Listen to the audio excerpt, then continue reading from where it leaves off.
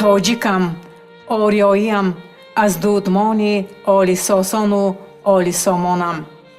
тоҷикам, дар канори рӯдҳои софу сарчашмаҳои обҳои мусаффо кӯҳсорони сарсабзу домони меҳр ба дунё омада, тарбия ёфта, дунёи маънавиеро соҳиб гашта, ба тамаддуни ҷаҳонӣ олами маъниеро илқо карда, даҳҳо абармардони илму фарҳанг ва арбобони дину сиёсатро ба воя расонидам.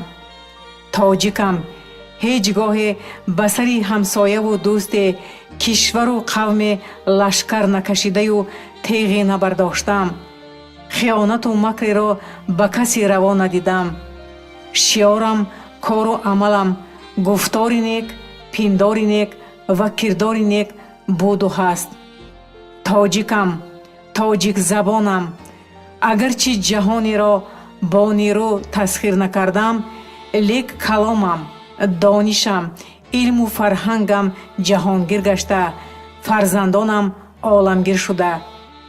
авестою донишномаи қобуснома ва сиёсатномаҳоям на танҳо барои худ, балки ба кулли башар хидмат кардаю даҳҳо кулбаҳои аҳли адабро чароғе гашта, роҳи некию накӯкорӣ ва дӯстию рафоқатро нишон дода.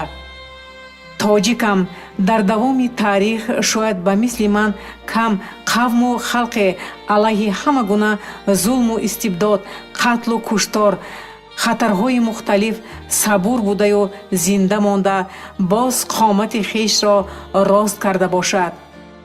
адӯе омаду авестоямро рабуд, маконаму заминамро ба коми оташ партофта, ба хато гумон дошт ки маро ҷисману рӯҳан аз байн мебардорад.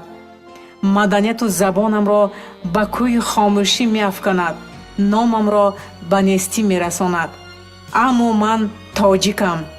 рӯҳам чун сангистони кӯҳсор қавию устувор аст ва ҳеҷ гаҳе аз касе наҳаросидаю назди душмане сар ба тазим набурдам.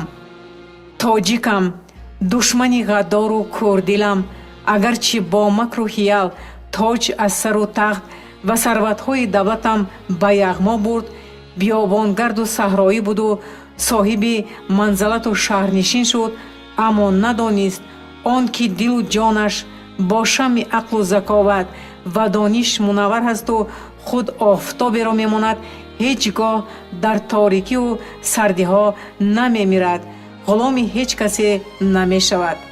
тоҷикам, абадзиндам. разиле бо урдуи хуношому кинахоҳ ба дилу нияти нопок омаду хонам сӯхт. фарзандони некному шуҷоамро ҳазорон кушт. даҳҳо модаронро ба кулфату ғам гирифтор кард. ҳазорони дигарро аз хонаю пайвандон ҷудо ба чор тараф пароканда сохт. киштзорҳоямро поймолу хоки поки сарзаминамро мурдор намуд. агарчи оҳу фиғонамро ҷуз офаридгору фалак касе нашунид, аммо ман тоҷикам.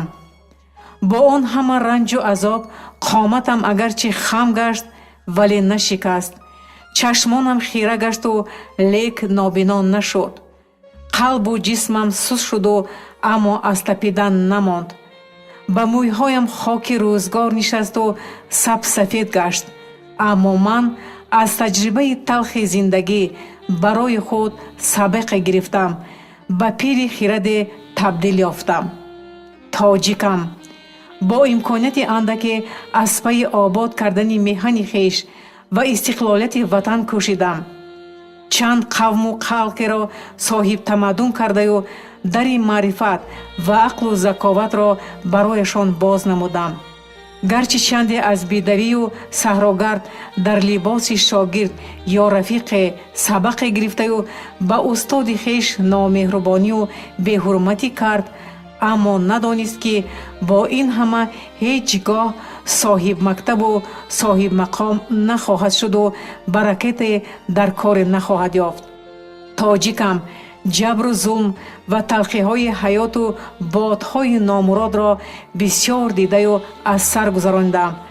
абарқудратон мулкамро борҳо табар тақсим намудаю фарзандонро бо банду дево ва симхорҳо аз ҳам ҷудо карда хостанд то нақшаҳои нопоки худро амалӣ кунанд ва маро аз байн бардоранд.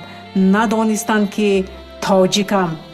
метавонам даҳҳо маротиба эҳьё шаваму дунёеро равон бахшам. тоҷикам. агарчи фарзандон боре бо ҳиллаю найранги аҳриманӣ афтидаю мушти ба сари бародар заданд, сад шукр ки боз фарзона фарзанде падид омаду миллатро сарҷам сохт, давлатро аз марг наҷот дод. фарзандон боз ҳам бо ҳам тифоқ шудаю роҳи адлу инсоф ва обод кардани диёрро пеш гирифтанд. тоҷикам. кишвари ободу мулки зебо ва давлати соҳиб истиқлолу соҳиб ихтиёр дорам ки онро ном тоҷикистон аст. тоҷикам. аз тоҷикистонам. ин миллату ин ватанро аллакай халқу давлатҳои зиёде мешиносанд, эҳтиром менамоянд ва беш аз пеш дар ҳама самтҳо робитаҳоро барқарор карда барои рушди алоқаҳо ҷиҳду ҷаҳди тозае менамоянд. тоҷикистон рӯ ба инкишоф аст. тоҷикам. ифтихор аз миллату меҳан дорам. тоҷикам. ориёиам аз тоҷикистони ориёнам. тоҷикам. тоҷварам. тахтнишинам.